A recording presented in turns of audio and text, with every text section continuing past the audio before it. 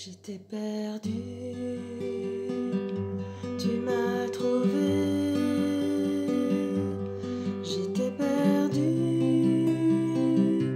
tu m'as trouvé. De toi j'étais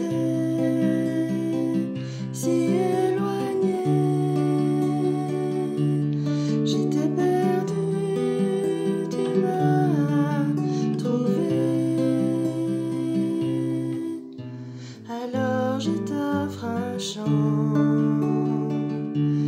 J'étais aveugle, mais là je vois. J'étais aveugle, mais là je vois. Tu as posé ta main sur moi. J'étais aveugle, mais là je vois.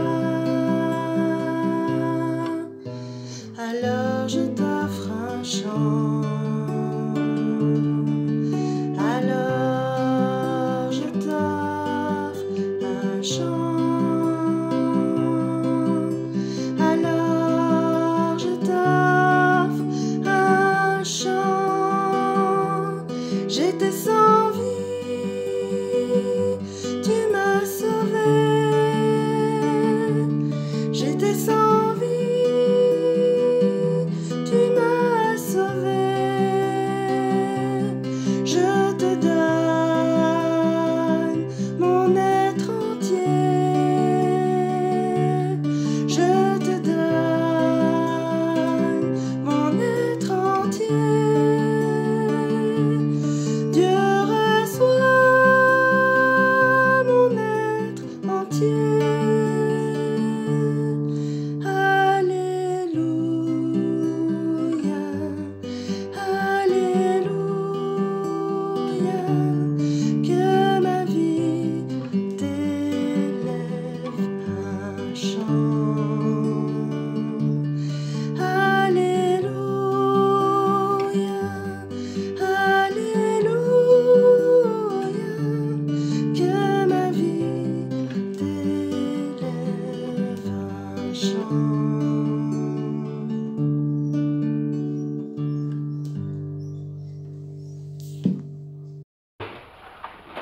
J'aimerais vous parler du cancer. Vous savez, le cancer, là, beaucoup de gens ont le cancer. Il y a différents types de cancer. Mais il y a un cancer dont les médecins ne parlent jamais. C'est le cancer spirituel. Le cancer spirituel. Je ne suis pas médecin, mais je vais vous parler du cancer spirituel. C'est un mot, le cancer, qui nous effraie toujours un peu. Il nous effraie parce qu'on connaît des gens qui ont le cancer et c'est moche, c'est laid, c'est dur, c'est difficile, il n'y a pas trop de solutions. Le cancer spirituel. Le cancer naturel, il attaque différentes parties du corps. Il attaque parfois les os, cancer des os. Il attaque parfois l'œsophage, cancer de l'œsophage. Il attaque parfois les poumons, cancer des poumons. Il attaque parfois la gorge, cancer de la gorge, ou parfois même la langue, etc., etc. C'est toujours terrible, quel que soit le type de cancer que nous pourrions avoir. C'est la même chose avec la foi, c'est de ça que j'aimerais vous parler ce matin. Le cancer. Le cancer n'est pas standard, c'est pas le même pour tout le monde. Le cancer spirituel est aussi divers que nous sommes quelque part divers. Et j'aimerais vous lire quand même la parole de Dieu, parce que c'est ça qui est important. Le cancer, je trouve, le plus difficile à vivre en tant que pasteur, c'est la décadence de la morale. La moralité. Nous tous qui avons été petits, il y a 10 ans, 15 ans, 20 ans, on nous a enseigné la morale à l'école. On dit bonjour, on dit au revoir, on est poli, voilà, la morale. Aujourd'hui, tout ça, c'est un peu désuet. On dit bonjour, on dit pas bonjour, tout le monde s'en fout. Et pourtant, nous avons des choses à apprendre. La morale, d'une manière générale, qui s'en soucie aujourd'hui? je me rappelle quand j'étais petit que j'allais à l'école, vous aussi qui êtes plus grand, qui étiez à l'école autrefois, on vous enseignait les premiers rudiments de la morale. On apprend à dire bonjour, on apprend à être à l'heure, on apprend à avoir ses affaires en ordre. Aujourd'hui, tout ça, plus que désuet. Mais la religion aussi a beaucoup changé. Avant, on était à l'église, on allait à l'église. Excusez-moi pour aujourd'hui, on n'arrivait pas en retard. On était à l'heure. On avait du respect. Et non seulement on avait du respect, mais on préparait cette rencontre dans le cadre d'une communauté, d'une église.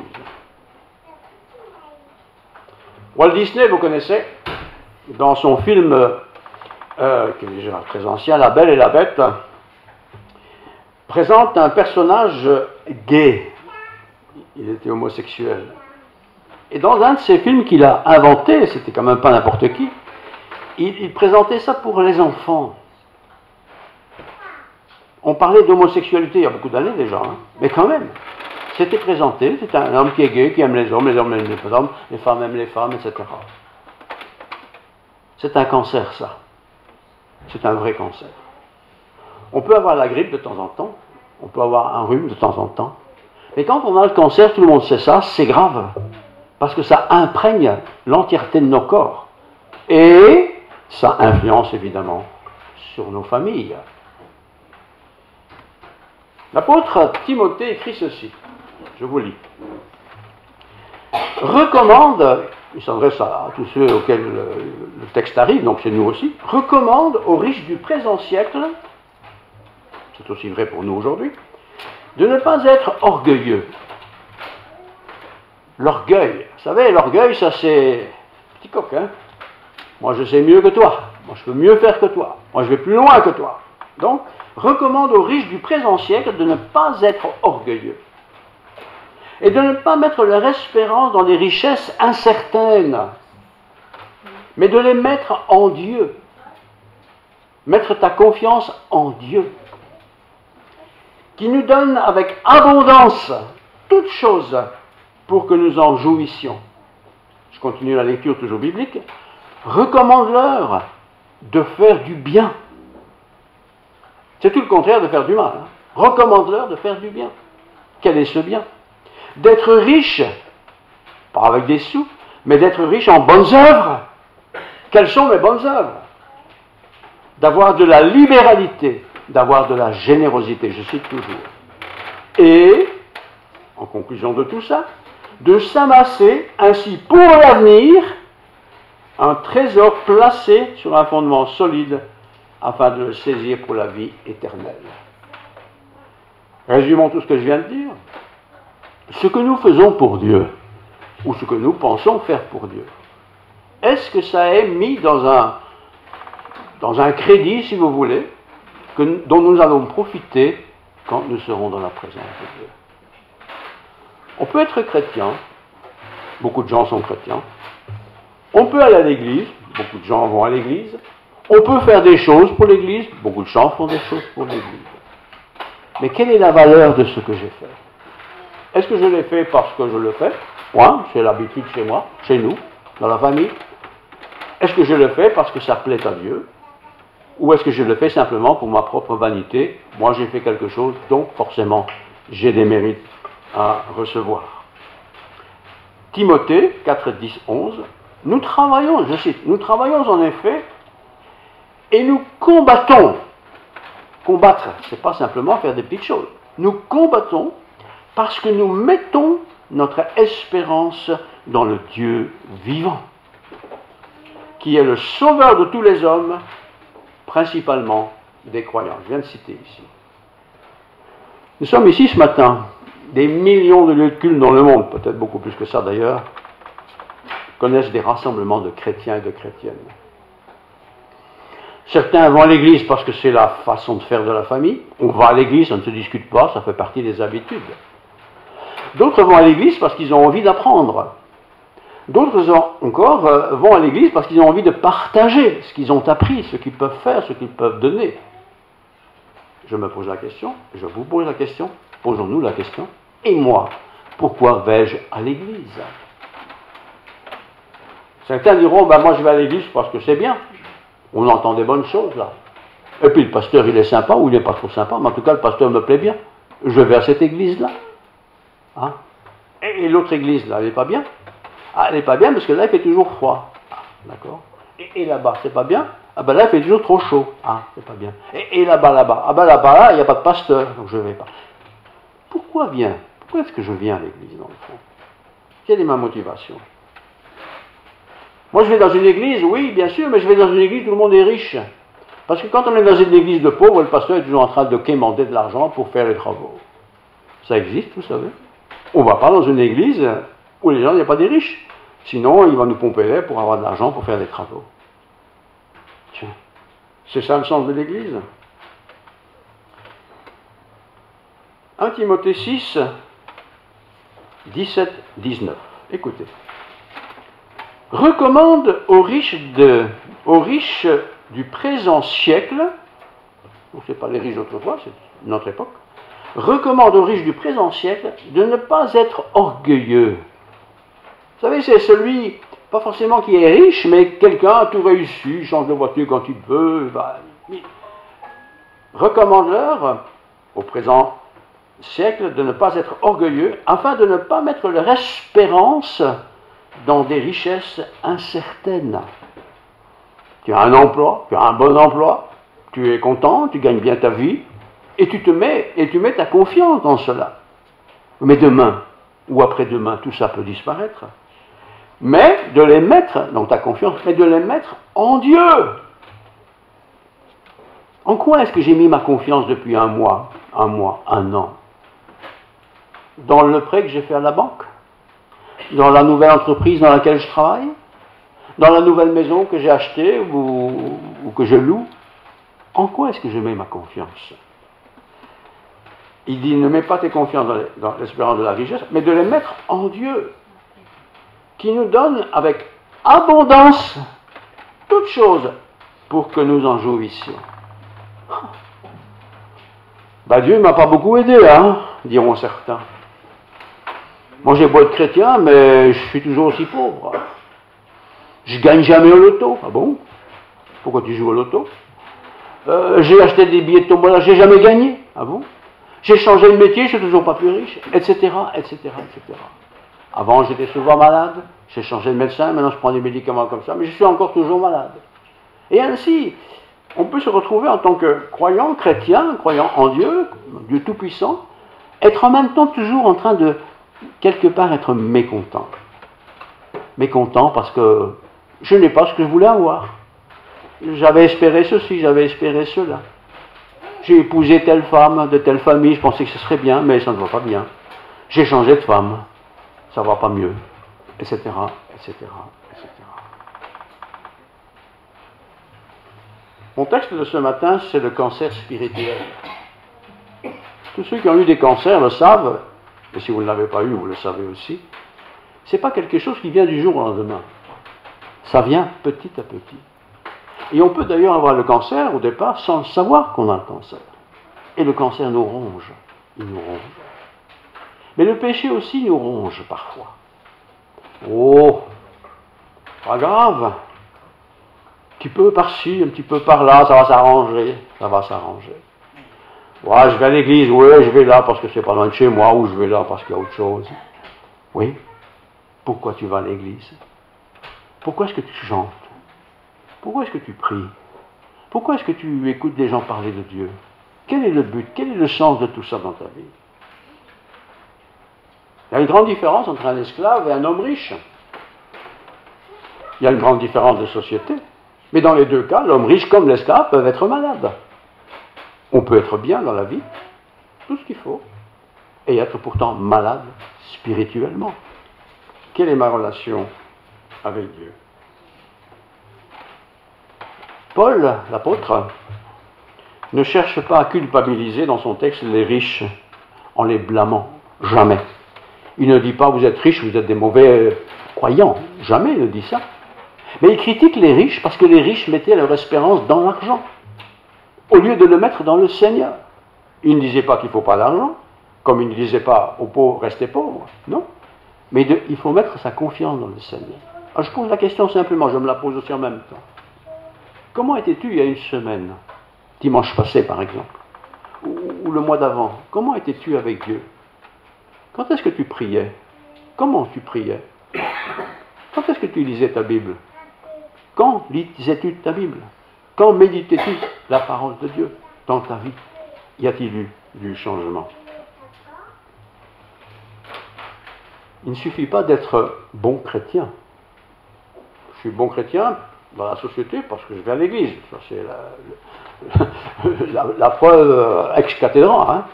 Mais je peux aussi être bon chrétien parce que je suis généreux. Chaque fois qu'on me demande de l'aide, je donne un coup de main. Ou je donne une obole importante qui peut servir. Est-ce que c'est ça, être un bon chrétien? Ce sont des conséquences de la chrétienté. Mais qu'est-ce que c'est qu'un bon chrétien?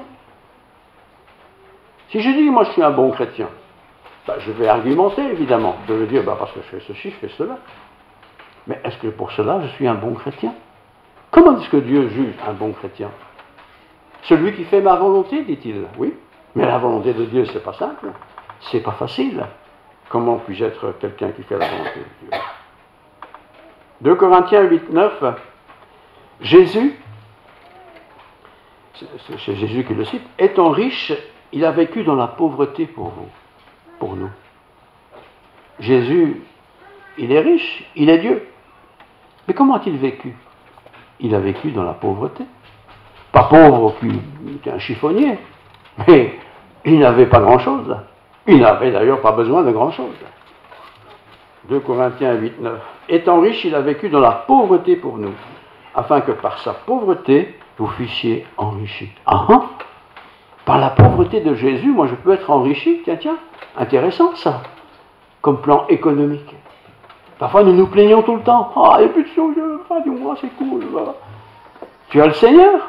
Oui? Non? Oui? Tu n'es pas pauvre alors. Tu es riche parce que tu as le Seigneur. Alors pourquoi est-ce que tu te plains tout le temps? Pourquoi tu es toujours mécontent? Pourquoi tu n'es jamais content de ce que tu as? Pourquoi? Alors que tu es enfant de Dieu, racheté par le Seigneur lui-même. Plaçons-nous un peu un instant devant le Seigneur. Le Seigneur est là, le Seigneur est là, je suis devant lui.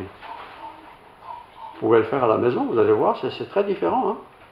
Prier comme ça, ça va bien, mais quand on se dit Seigneur, tu es là devant moi, qu'est-ce que tu vas me dire? Qu'est-ce que tu penses de moi? Qu'est-ce que tu trouves en moi? Qu'est-ce qui est intéressant en moi qui te plaît?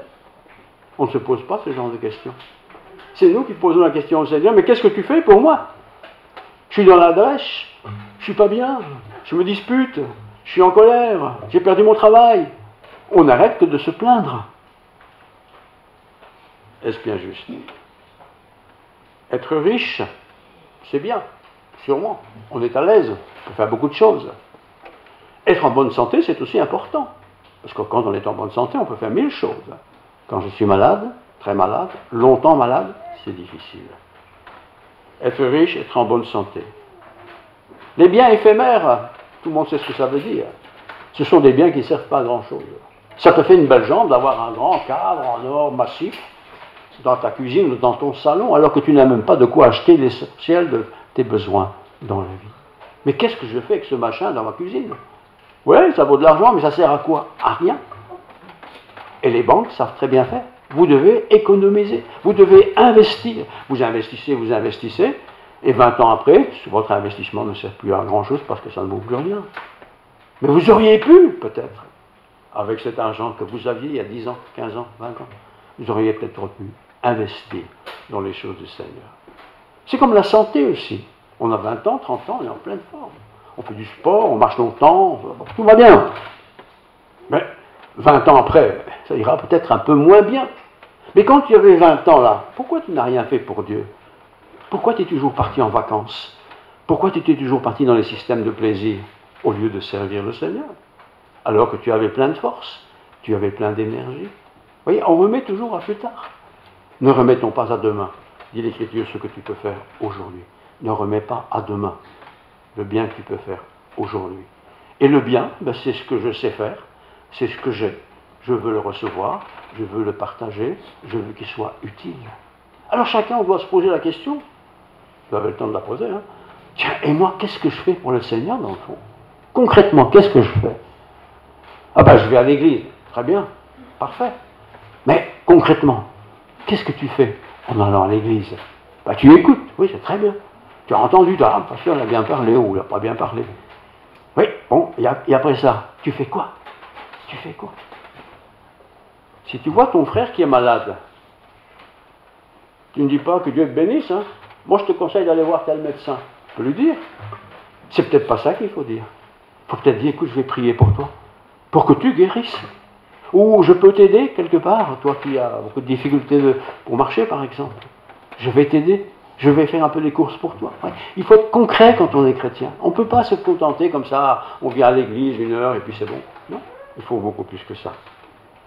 La santé, pour un chrétien, je pense, c'est une valeur refuge, parce que on se dit, bah, je mange convenablement, je ne bois pas comme un trou, je ne fais pas tout et n'importe quoi, je suis quand même sérieux, mais en même temps, je prie le Seigneur.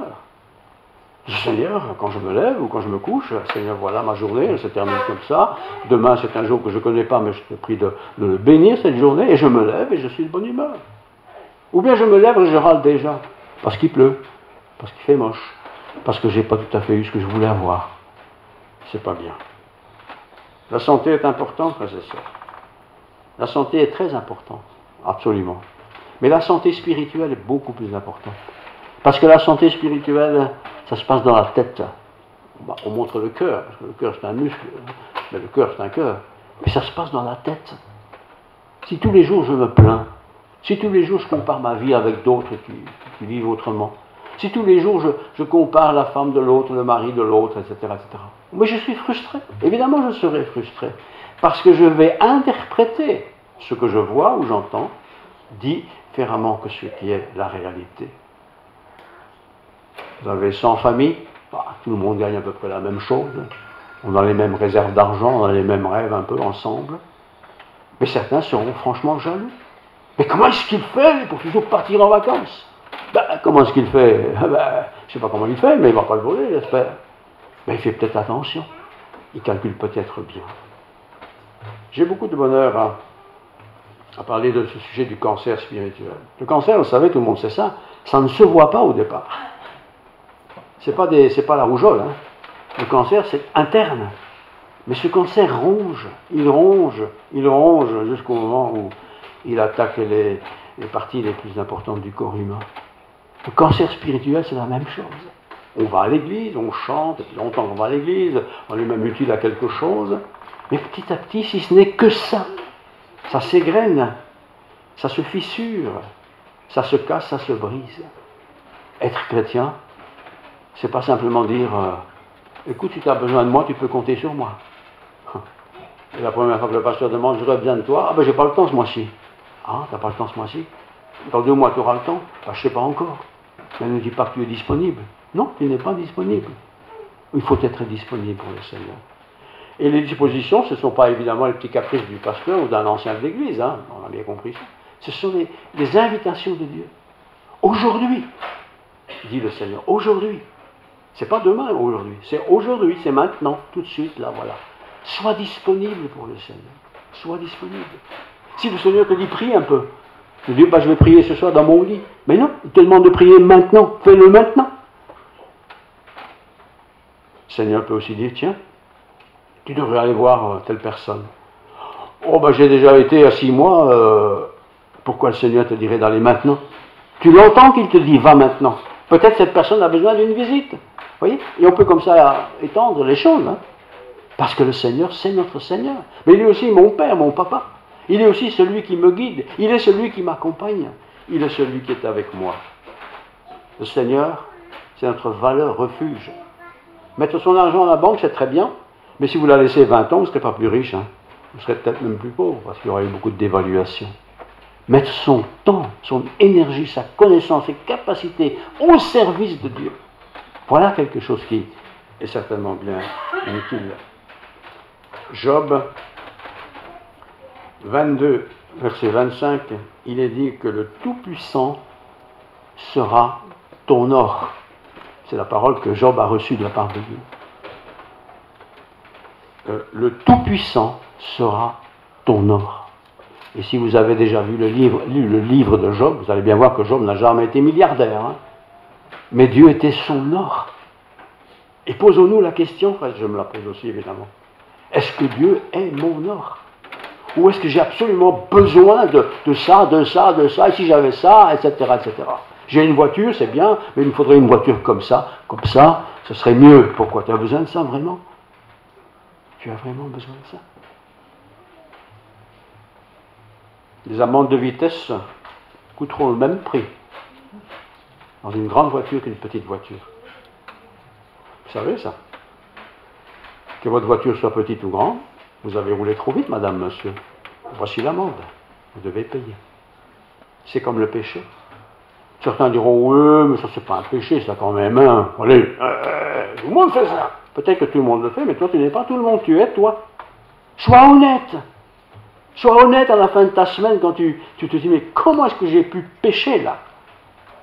Oui, mais c'est pas un péché, ça, tout le monde fait ça. Peut-être que tout le monde le fait, mais c'est un péché. Tu as rompu la communion avec le Seigneur. Le Seigneur n'est pas là en disant, pécheur, venez chez moi et je vais m'occuper de vous. Non, je suis un enfant de Dieu, je suis un enfant de Dieu. Et je dois marcher comme Dieu veut que je marche. Et si je pêche, parce que de temps en temps je pêche, je le confesse. Mais je le confesse pas en disant, oh, j'ai encore péché, hein. Je le confesse, mais je ne veux plus pécher. Mais ce n'est pas possible de ne plus pécher si je ne remplace pas cette possibilité de pécher par quelque chose de plus fort, de beau, la grâce de Dieu, la parole de Dieu. C'est pourquoi nous sommes invités à lire la parole de Dieu, pas la lire, hein, mais la lire, la méditer. Pas toujours les mêmes lignes qu'on aime bien, mais des textes qu'on n'aime pas trop en fin de compte, qui nous reprennent, qui bouleversent notre cœur, qui bouleversent notre vie. Jésus a dit un jour, venez à moi, vous tous qui êtes en pleine forme, et je vous donnerai du repos. Il n'a pas dit ça, hein. Venez à moi, vous qui êtes en forme ne viendrez pas à moi de toute façon parce que vous êtes en forme. Hein. Venez à moi, vous tous qui êtes fatigués et qui êtes chargés. Tu sais, à des moments dans la vie comme ça, tu te dis, ras-le-bol, hein. On est chargé, on est fatigué. Ben viens à moi. Pas à moi, André, mais au Seigneur, viens. Et je vais te soulager. Et le Seigneur, quand il soulage, il ne commence pas à dire, oui, mais il y a ça, il y a ça, il y a ça, et puis je t'avais dit ça, et tu n'as pas fait. Dieu n'est pas comme ça. Nous sommes comme ça, mais pas Dieu. Alors ce matin, je vous le dis franchement, si vous êtes fatigué, ras la cravate, comme on dit chez nous, ça arrive, ne soyez pas désespérés. Ne dites pas, bah, c'est foutu pour moi, je n'arriverai jamais. Ben non. Ah, si tu continues comme tu continues, tu vas continuer à t'enfoncer. Mais viens à moi. Venez à moi, vous tous qui êtes fatigués. À la cravate. Et je vous donnerai le repos. Quoi de plus beau d'avoir du repos quand on est fatigué, n'est-ce pas? On a besoin aussi de repos spirituel. Et je ne vais pas faire la leçon parce que je suis comme vous, vous savez, je ne suis pas plus meilleur que vous. Mais j'ai appris au cours des âges à ne pas me confier à moi-même. J'avais une belle voiture, j'irai un peu plus vite, hein. Et puis tu as une belle voiture, tu te craches au premier tournant, quoi. Bah, t'es content, hein. On aurait pu aller en vélo, ça aurait été bien aussi, c'était pas loin. Voilà. On est comme ça, nous les humains. Attention. Alors je reprends mon titre parce que j'aime bien le titre, le cancer spirituel. Ceux qui ont eu le cancer, ceux qui vont l'avoir peut-être, ou ceux qui l'ont, on le sait, ça ne se voit pas. À la longue, ça se voit parce que ça se dégrade. C'est comme le chrétien. Un chrétien qui a le cancer spirituel, ça ne se voit pas. Il va chanter le dimanche à l'église, il va lire sa Bible, il va même parler de Dieu. Mais ce cancer, ça ronge, ça détruit le cœur et d'autres membres du corps que nous avons tous. Les églises, parfois, se vident. Si vous êtes un peu informé sur les églises en général, là-bas, il y avait une grande église, il y avait beaucoup de monde, il n'y a plus personne maintenant. Pourquoi est-ce qu'il n'y a plus personne? Ils sont tous morts ou quoi? Mais ils ne sont pas tous morts. Mais il s'est passé quelque chose. Il s'est passé quelque chose qui a rongé. Et un des grands dangers dans les églises, c'est quand on commence à critiquer l'autre. Le pasteur, vous savez, faites attention de ne pas parler comme ça. Le pasteur, l'ancien, ou le frère, ou le pianiste, ou n'importe qui. Ne soyons pas comme ça. Nous ne sommes pas parfaits. Tout le monde sait ça. Je ne suis pas parfait, vous non plus. Alors ne nous critiquons pas. Mais au contraire, si tu peux, fais le bien. Fais le bien. Sois positif, sois constructif. N'accuse pas, ne condamne pas. Ne condamne pas. La santé, valeur refuge pour le chrétien. Valeur refuge pour tout le monde. Il faut être en bonne santé. Mais il faut aussi une bonne santé spirituelle. Nous sommes heureux quand nous prenons la même attitude que Job. Vous voulez savoir ce que Job avait? Tout ce que vous n'avez pas, il l'avait, lui. C'était terrible. Il a même dit à un moment donné, prends ma vie, que je meure. Je n'en peux plus. Je n'en peux plus. Et ça peut nous arriver aussi qu'on se trouve à la fin du rouleau. On a tout perdu. On a perdu le travail, on a perdu la santé, peut-être un rupture dans le mariage, enfin, un tas de choses comme ça. Et on pourrait être découragé. Mais je ne vous décourage pas ce matin, au contraire. Je vous encourage à être tout à fait près du Seigneur. Éliphaz plutôt, avait compris ceci, que le prix du trésor divin éclipse toutes les richesses matérielles. Je relis, hein. Le prix du trésor divin, le résultat du trésor divin, ce que Dieu donne, éclipse toutes les richesses matérielles. Tu peux avoir une grosse bagnole, tu peux avoir une grande maison, tu peux avoir des bons enfants, tu peux avoir réussi dans la vie et tout, et être très malheureux spirituellement. Alors, il faut pouvoir travailler, et tant mieux si on travaille. Il faut avoir une situation qui vous plaît, tant mieux si elle vous plaît. Tu as une promotion, profite de la promotion, il n'y a aucun problème avec ça. Mais le problème, c'est que ce qui est éternel, voilà ce qui m'intéresse. Ce qui est éternel, c'est ce qui va m'accompagner dans l'au-delà. Quand je quitterai cette terre, moi je m'en fous d'avoir une Jaguar, hein. Qu'est-ce que je fais avec ça? Par contre, quand je vais quitter cette terre un jour ou l'autre, et que je vais me retrouver devant la présence de Dieu, si je me retrouve devant la présence de Dieu, hein, parce que je l'ai accepté dans ma vie, et il va me dire, André, sale gosse, va. Mais qu'est-ce que tu m'as embêté avec tes idées biscornues? Est-ce qu'il va me dire ça? S'il me disait ça, quelle honte! Mais je ne suis pas parfait. Nous ne sommes pas parfaits. Mais je veux quand même me perfectionner. Je veux m'encourager aussi à marcher selon le Seigneur. Des amendes? On a beau être un bon conducteur, j'en ai pas eu beaucoup dans ma vie, mais j'en ai déjà eu quelques-unes que je ne trouvais pas toujours très justes, mais je les ai eues quand même, je les ai payées, j'ai assumé. Il y a aussi des amendes spirituelles. Parce que parfois, j'ai déjà entendu, hein, plus qu'une fois, des gens disent, mais avec tout ce que j'ai fait pour Dieu, comment ça peut m'arriver? Et ce qui peut m'arriver, c'est peut-être un malheur, une catastrophe, quelque chose, hein, alors que j'ai fait que du bien. Ben c'est bien, tu as fait du bien. Sois reconnaissant d'avoir pu faire du bien. Dieu le sait. Et il ne te condamne pas pour ça. Il ne va pas non plus te juger parce que tu fais du bien ou pas bien. Dieu est Dieu. Il est mon Seigneur. Alors je reprends mon titre, cancer spirituel. De temps en temps, je termine là, on nous recommande d'aller faire un petit test chez des spécialistes. On n'a pas mal, on n'a rien, tout va bien, on chante bien, tout. Mais va faire un petit examen général, une fois par an, 2 fois par an, je ne sais pas, n'importe. Va faire un petit test. Faisons aussi parfois un petit test nous-mêmes. Pas besoin de crier sur les toits que j'ai fait un test spirituel. Mais fais le test. C'est quand? Et je termine, hein. C'est quand la dernière fois que tu as prié? Toi et le Seigneur. C'est quand? Oh! Déjà dire ça, c'est malin. C'est comme si le médecin dit, c'est quand tu as pris ma dernière pilule que tu devais prendre? Je sais même plus à la boîte. Ben, c'est parfois aussi comme ça, nous en tant que chrétiens. On ne prie pas beaucoup, ou à peine, ou pas du tout. Et puis on s'étonne que ça ne tombe pas rond. Alors il ne s'agit pas de prier 3 quarts d'heure tous les jours, parce qu'il y a qui font ça, hein, c'est tant mieux. Il y en a qui se mettent à genoux, tout ce qu'on veut. C'est pas ça qu'il faut faire. Il faut faire ce qu'on peut faire. Nous sommes tous des êtres différents, mais certainement des personnes que Dieu aime. La santé va le refuge pour le chrétien? Pas vraiment. Mais ce n'est pas parce que tu es en bonne santé que forcément tu seras un bon chrétien. Peut-être parce que tu es en bonne santé, tu seras peut-être un mauvais chrétien. Parce que tu vas juger ceux qui sont en mauvaise santé, en les accusant, en disant, bah sûrement, s'ils sont comme ça, c'est qu'ils ont fait du mal. C'est pas ton problème, ça. C'est leur problème avec Dieu.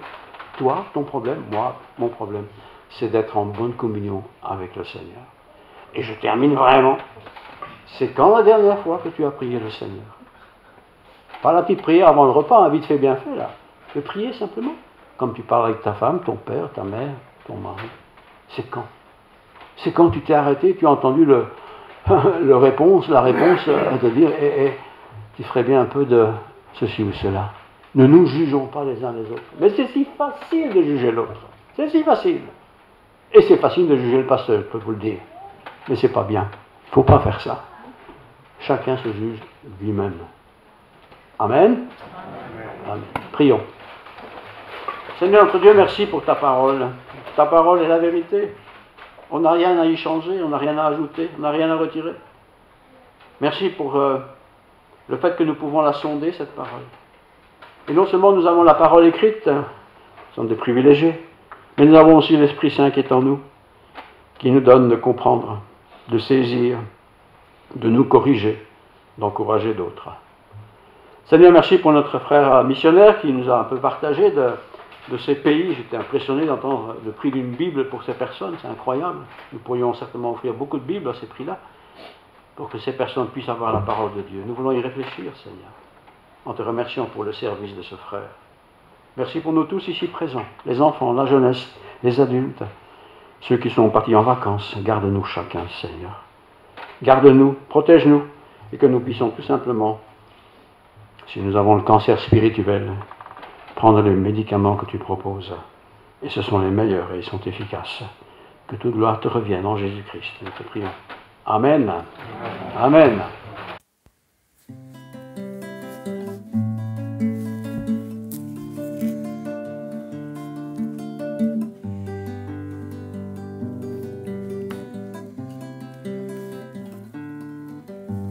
Seigneur notre Dieu, tu es glorieux.